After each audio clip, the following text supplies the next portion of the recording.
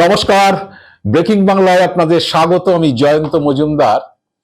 এই ভিডিওটা থাম্বনেল করতে গিয়ে আমার সেই ধন্যী মেয়ের গানটার কথা মনে পড়লো, হেমন্ত মুখোপাধ্যায়ের এ ব্যথা কি যে ব্যথা বোঝে কি আঞ্জনে।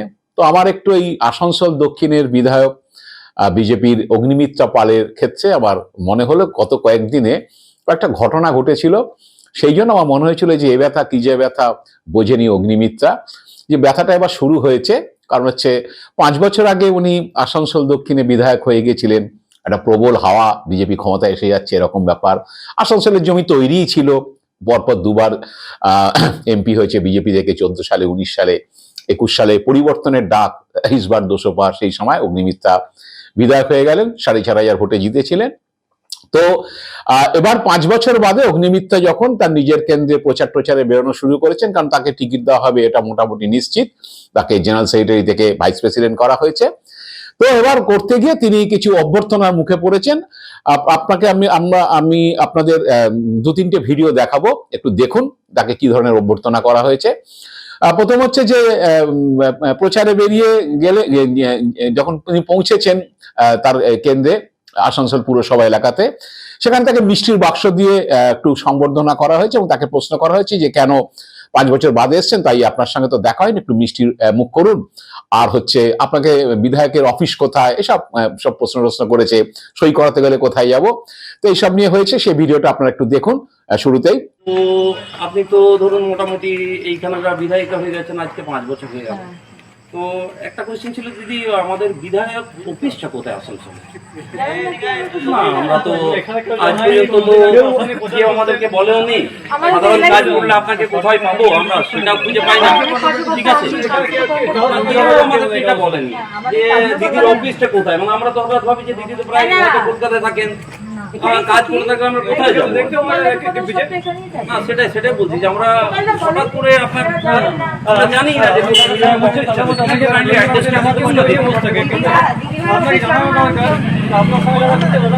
কেউ জানায় না আমাদের দিদিকে গেলে আমরা কোথায় আমাদের কাজের জন্য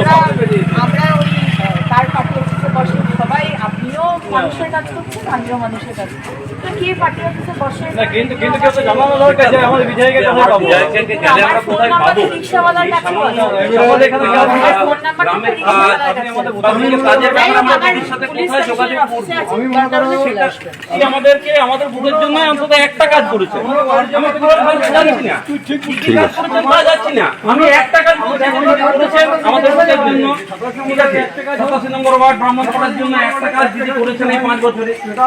ঠিক আছে, আমি এবার আপনাদের বলি যে পরের যে ভিডিওটাতে সেখানে হচ্ছে মানুষ প্রশ্ন করেছে যে আপনি এখানে আসেন না, এলাকায় কোনো কাজ করেননি, 5 বছর বাদে এসেছেন, এই নিয়ে একটা তর্কাতর্কি ওনার সঙ্গে। আপনি এখানে এখন ভোটের সময় আবার এসছেন, তাই সব আপনার বিজেপিরা কি দিয়েছে না করেছে, কি কাজ করেছেন, আপনি সব প্রশ্ন করেছেন। সেই ভিডিওটা এবার একটু আপনারা দেখুন।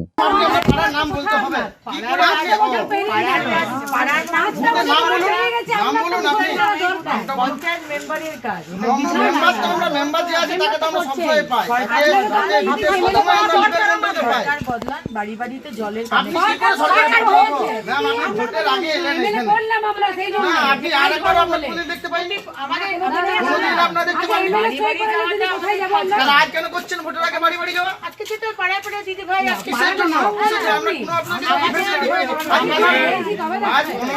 আপনি বলেছিলেন, আপনারা বলেছিলেন প্রধানমন্ত্রী থেকে 15 লাখ টাকা করে আপনি 15 লাখ টাকা কয়জনের অ্যাকাউন্টে ঢুকিয়েছেন সেটা আমার জবাব দেন। আপনি যে রাস্তার উপর দাঁড়িয়েছেন সেটা হচ্ছে বিবেক মন্ডল নিজে উদ্যোগে নিজে কাজ কামাই করে পদে সে দাঁড়িয়ে পদে রাস্তা করেছে। আজ একটা স্টেট লাইনের একটা আপনারা ব্যবস্থা করতে পারেননি? হ্যাঁ, আপনাদের যে যারা কর্মী আছে তারা কি জয়পুর রাস্তায় পেরাপরি করে না? আপনি তো আসেন না, সেটা মানলাম, আপনি কি করে বুঝবেন? না, আপনি আসেন না। এবার একেবারে তৃণমূলের ছেলেরা, মানে তারা হচ্ছে গো ব্যাক স্লোগান অগ্নিমিত্রাকে, এবং পাশাপাশি 15 লাখ টাকা কোথায় গেল, আপনারা দেবেন বলেছেন, কারোর অ্যাকাউন্টে ঢুকিয়েছেন, এই সব প্রশ্ন তোলা হয়েছে। অগ্নিমিত্রা সেই নিয়ে হচ্ছে খুব ব্যতিব্যস্ত হয়ে পড়েন এবং হচ্ছে তিনি বিরক্ত হন। তো সেই ভিডিওটা আবার একটু আপনাদের দেখিয়ে দিই, শুনে নিন।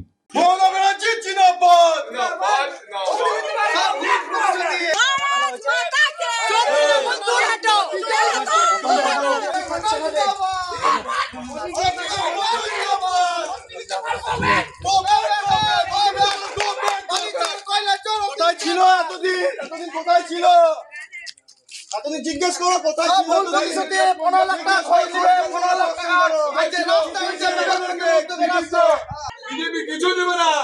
তোমাদের আমাদের লক্ষ্মী ভান্ডার কিছু দেবে না। কিচ্ছু দেবে না, কিচ্ছু কথা দেবে না। কি তোমার কি দিচ্ছে? বিজেপি কিচ্ছু কিছু দেবে না। দিচ্ছে? দূর হটো, দূর হটো। দূর হটো। দূর হটো, দূর হটো।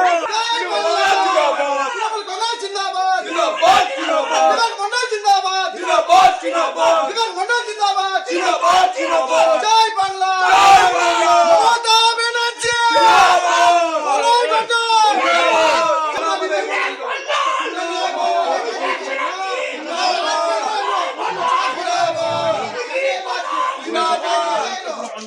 এতদিন পর মানে মানার জিন্দাবাদ। জিন্দাবাদ, জিন্দাবাদ! মানে মানার জিন্দাবাদ।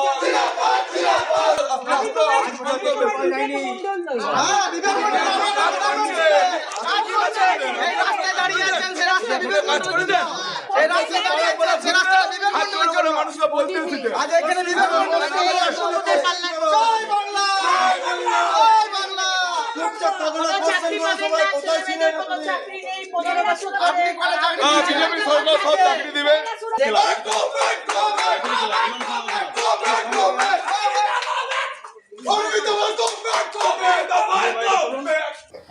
তো দেখলেন এই বিষয়টা। আসলে ব্যাপারটা হলো যে এই যে কিছু বিধায়ক আছেন তারা মনে করেন যে তো মানে একবার বিধায়ক হয়ে গেছেন বলে, কলকাতার আছে, কলকাতার অনেক বিধায়ক জেলাতে বিধায়ক হয়েছেন, এর আগেও হয়েছে, সেখানে বোধহয় হচ্ছে যে সেটা বোধহয় তার একটা পৈতৃক সম্পত্তি হয়ে গেছে, যে সে এলাকাটা তো আমার, আমি যখন খুশি যাব বা দেখা না করি, আমার ভোট আছে, আমি গিয়ে ওখানে ভোটে জিতে যাব। তো এই কনসেপ্ট থেকে হচ্ছে মনে হয় অগ্নিমিত্রা পাল বোধহয় কিছুটা তিনি আসানসোলকে কিছুটা অবজ্ঞা করেছেন তার নিজের কেন্দ্রকে, সেই জন্যই পড়তে হয়েছে। তিনি অবশ্য বলতে পারেন যে এগুলো তৃণমূলের ছেলেরা করেছে, এগুলো সাধারণ মানুষ না, কিন্তু এগুলি সংক্রামিত হয় আর কিছুই না। তিনি যদি সত্যি সত্যি যেতেন তাদের কাছে জবাব দিতে পারতেন, তো আপনাদের সঙ্গে তো প্রতি মাসেই দেখা হয়, বা 2 মাস অন্তর দেখা হয়, বা 3 মাস অন্তর দেখা হয়, 5 বছর বাদে এসেছি কে বলেছে, এগুলো তিনি জবাব দিতে পারতেন, কিন্তু সম্ভবত দেননি। তো আমার যেটা আমি যেটা শুনেছি, মানে অ্যাকচুয়ালি আমি অগ্নিমিত্রা পালকে অনেকদিন আগে থেকেই চিনি। তিনি সম্ভ্রান্ত পরিবারের মেয়ে, তার শ্বশুর বাড়ির দিকে তারাও খুব সম্ভ্রান্ত পরিবারের, এবং হচ্ছে অগ্নিমিত্রা পাল ফ্যাশন ডিজাইনার ছিলেন, আপনারা জানেন। তার সঙ্গে সমাজের উঁচু স্তরের যে লোকজনের কি বলে একটা সখ্যতা ছিল, আলাপ ছিল, পরিচয় ছিল। আমি তাকে 2008, 9, 10 এই সময় হচ্ছে লালবাজারে দেখেছি, পুলিশ কর্তাদের কাছে তিনি যেতেন, পুলিশ কমিশনারের ঘরে যেতেন, তার সমাজের উচ্চ মহলে যাতায়াত ছিল। তো সেই অগ্নিমিত্রা পাল রাজনীতিতে চলে এসছেন, এবারে আসানসোলে জিতেও গেছেন। এবার বিধায়ক হলে তো কিছু কাজ টাজ করতে হয়, তা বিধায়কের চাপটা কি এখন তিনি বুঝতে পারছেন। তো বিধায়ক থাকাকালীন যে এই যেসব কাজকর্ম বা লোকের সঙ্গে যোগাযোগ রাখা, এগুলো একটা নিরন্তর এটা প্রচেষ্টা থাকে। এটা না করলে হচ্ছে পরে ভোটের সময় গেলে এইসব সমস্যাগুলো পেতে হয়। তো আমি যেটুকু শুনেছি, অগ্নিমিত্রা পাল কিন্তু যে মানুষ যে বলেন না যে 5 বছর, এখন যারা বলছেন তৃণমূলের লোকরা বলুক আর সাধারণ মানুষ বলুক, যেইভাবে বলুক, যে আপনাকে 5 বছরে দেখা যায়নি, আপনার অফিস কোথায়, আপনি কোনো কাজ করেননি, যে রাস্তার উপর দাঁড়িয়ে আছেন সে রাস্তাটা হচ্ছে আমাদের ওখানকার স্থানীয় কাউন্সিলর করে দিয়েছে। তো এইসব প্রশ্নগুলো করেছেন, কিন্তু আমি যেটুকু শুনেছি যে অগ্নিমিত্রা পাল ঘন ঘনই আসানসোলে তিনি যেতেন, আসানসোলে তার বাড়িও রয়েছে, ঘন ঘনই তিনি যেতেন, কিন্তু গিয়ে অনেক তিনি অ্যাক্টিভিটিসও করেছেন। তো এখন আমি শুনেছি যে একজনের নাম এখন বিজেপির কর্মীরাই হচ্ছে এই নিয়ে আলোচনা করেন, আড়ালে আবডালে নিজেদের মধ্যে আলোচনা করেন। নিলয় নামে এক ব্যক্তি, যে তারা বলেন যে বিজেপি কর্মীরাই বলেন যে, মানে আমার শোনা কথা যে উনি যে অগ্নিমিত্রা পালেন নাকি পাড়াতুতো ভাই বা খুব সম্পর্কে ভাই, এসব ধরনের কথাবার্তা বলেন। তো নিলয় বাবু কে, অগ্নিমিত্রা পাল আপনি একটু বলবেন যে নিলয় বাবু তার একাধিক বিলাসবহুল গাড়ি রয়েছে, তার বিলাসবহুল জীবনযাত্রা, তিনি ঘন ঘন নাকি আসানসোলে যেতেন, প্রায় প্রতি মাসেই যেতেন। তারপরে আসানসোলে কি মিষ্টি ভালো যায় না, ব্যাগে করে সেসব মিষ্টি নিয়ে নাকি আবার কলকাতায় ফিরতেন। তো এইসব হয়েছে। তো এখন আবার সম্প্রতি নিলয়বাবু নাকি যাচ্ছেন না, তার আবার গাড়ি চালক, তিনি যান, তিনি গিয়ে আবার কোনো হোটেল লজে থাকেন। আমি এগুলো শুনেছি, আসানসোলে বিজেপি কর্মীদের মুখ থেকে শুনেছি যে তিনি আবার কোন একটা হোটেল লজে থাকেন, 2-3 দিন থাকেন, তারপর আবার ওদের ব্যাগ ভরে মিষ্টি নিয়ে আবার কলকাতায় ফেরেন। তো জানি না, এখন ব্যাপারগুলো হচ্ছে এগুলো কিন্তু এখন আর চাপা নেই আসানসোলে হচ্ছে মানুষ কিন্তু জেনে গেছে, বিজেপি কর্মীরাই এগুলো বলছে বা ছড়াচ্ছে। আমি আর কি বলবো, তাদের কাছ থেকেই শোনা কথা, আমি সত্য মিথ্যে যাই না, কিন্তু এগুলো উঠছে, এগুলো উঠবে, ভোট পর্যন্ত আরো উঠবে। এবং একইভাবে আমি শুনেছি যে অগ্নিমিত্রা পাল আপনি নাকি বহুবার হচ্ছে 5 বছরের মধ্যে বহুবার আপনি ওই বালি পাচার রুকেছেন, ভোরবেলায় রাত্রেবেলায় গিয়ে যখন হচ্ছে লরি বালি যে নিয়ে বেরিয়ে আসে, বেআইনি ভাবে যে লরি বালি তোলা হয়, সে বেআইনি লরির বালি গাড়ি আপনি আটকেছেন, থানায় গিয়ে অভিযোগ দায়ের করেছেন। তারপরে সেই বালি পাচার বন্ধ হয়ে গেল কিছুদিনের মধ্যে। তারপরেও শুনেছি যে তারপরে আপনি যে কারোর সঙ্গে আবার মিটিং টিটিং করেছেন, করার পরে আবার 15 দিন 1 মাস বাদে সেই বালি আবার চালু হয়ে গেছে। কোথাও ডাম্পারের বদলে ছোট ট্রাক্টরে, কোথাও লরির বদলে ছোট ভ্যানে বালি পাচার হয়েছে, আবার ফের শুরু হয়ে গেছে। তো অনেকেই বলে যে রহস্যটা কি, আপনি আসছেন, এসে হচ্ছে নিজে দাঁড়িয়ে থেকে হচ্ছে সেই বালি পাচার আটকাচ্ছেন, সেই নিয়ে থানায় পুলিশে অভিযোগ দায়ের করছেন, বালি পাচার বন্ধ হয়ে যাচ্ছে, আবার কিছুদিন বাদে 15 দিন বাদে 1 মাস বাদে আবার বালি পাচার শুরু হয়ে যাচ্ছে। কোন জাদুমন্ত্র বলে এগুলো হচ্ছে। এগুলো এখন আসানসোলে বিজেপি কর্মীরাও জানে, বিজেপি কর্মীরা এগুলো আলোচনা করে, আমি তাদের থেকে শুনেছি। তো শোনা কথা, কিন্তু এগুলো নিশ্চয়ইভাবে তারা জানে। আপনি যে একেবারে আসানসোলে যান না, পাড়ায় পাড়ায় যান না, বা এলাকায় যান না, মানুষের যে কাজকর্ম করেন না, এটা একেবারেই হচ্ছে ঠিক না। আসানসোলে আপনি যেতেন, তার আপনার অ্যাক্টিভিটিসও আছে, কিন্তু হচ্ছে যেগুলো শুনছি যে এইসব ধরনের কথাবার্তা এখন আপনার কেন্দ্রে চালু হয়ে গেছে। তো যাই হোক, এখন বুঝতে পারছেন নিশ্চয়ই যে কি বলে, বিধায়ক হয়ে যাওয়াটা খুব সহজ, কিন্তু সেটা ধরে রাখাটা খুব কঠিন। এবং তারপরে যেটা হয়েছে এসআইআর করে আপনার দল লাফিয়েছিল। তো আপনি তো 4,500 ভোটে জিতেছিলেন 21 সালে।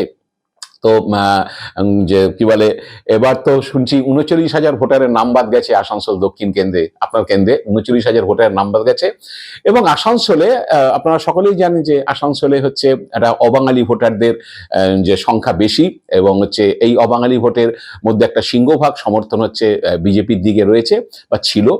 তো যে কারণে বিজেপি 2014 সালে 2019 সালে লোকসভা আসন জিতেছে। 21 সালে আসানসোল দক্ষিণ কেন্দ্র অগ্নিমিত্রা পাল বেরিয়েছেন, যদিও আসানসোল উত্তর কেন্দ্রটি মলয় ঘটক জিতেছিলেন, কিন্তু আসানসোল দক্ষিণ কেন্দ্রে অগ্নিমিত্রা পালের জেতার পেছনে একটা অবাঙালি সমর্থন আপনাদের মধ্যে ছিল।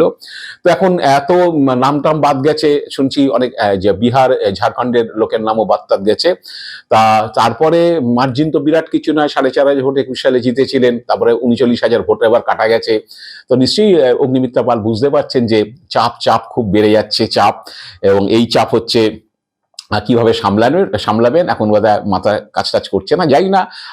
নিশ্চয়ই তিনি যদি কাজ করে থাকেন, মানুষের কাছে তার জবাবদিহি করবেন। তৃণমূলের লোকরা কোথায় কি বিক্ষোভ দেখালো না দেখালো, তাতে কি যায় আসে। দেখা যাক আগামী দিনে এই চাপ কি করে সামলান। এবং যে ব্যথা শুরু হয়েছে কেন্দ্রে ঘোরার পরে, প্রতিশ্রুতি এখন দিচ্ছেন মানুষের বাড়ি বাড়ি গিয়ে জল পৌঁছে দেবেন, 3,000 টাকা করে লক্ষ্মীর ভান্ডার দেবেন, একদম ডাইরেক্ট বলে দিচ্ছেন। কোথা থেকে দেবেন, কিভাবে দেবেন, সেসব পার্টির লিডাররা জানে না, তার কত খরচা, কোথা থেকে সংস্থা হবে যায় না, কিন্তু বলে দিচ্ছেন। যাই হোক, প্রতিশ্রুতি দিয়ে যদি মানুষকে ভোলাতে পারেন, অন্তত এইসব ব্যথা টাথাগুলো থেকে যদি বেরোনো যায়, এই চাপ থেকে বেরোনো যায়। অপেক্ষায় আছি, আগামী দিনে ভোটে লড়বেন নিশ্চিতভাবে, এবং তারপরে কি ফলাফল হবে তার জন্য। আজ এ পর্যন্তই। আপনারা ভালো থাকবেন, সুস্থ থাকবেন। নমস্কার।